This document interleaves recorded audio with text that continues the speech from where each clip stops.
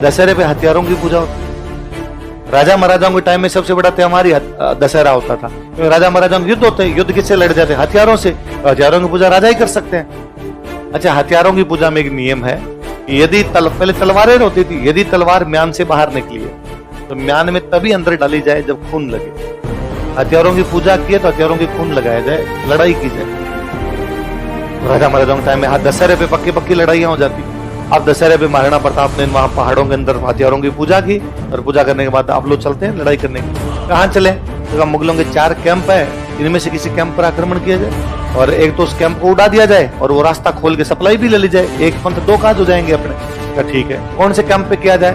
कईयों ने कहा देवल पे करते हैं, किसी ने कहा देवारी पे करते हैं, किसी ने कहा देशपुरी पे करते हैं। महाराणा प्रताप ने पूछा भाई दिवेर पे क्यों? किसी ने दिवेर का नहीं कहा। तो कहा भाई दिवेर में एक तो मुगलों की फौज ज्यादा है, 3 जगह मुगलों की फौज कम है। फिर दिवेर में सेनापति खुद बैठा सुल्तान खान, दिवेर में रिस्क ज्यादा है। और आपने कहा रिस्क है तो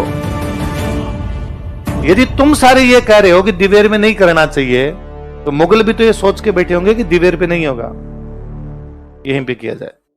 वो सर्जिकल स्ट्राइक। भाई क्या होती है सर्जिकल स्ट्राइक? अचानक अटैक करना। सारे मुगल मार दिए थे दिवेर, एक को नहीं रहने दिया।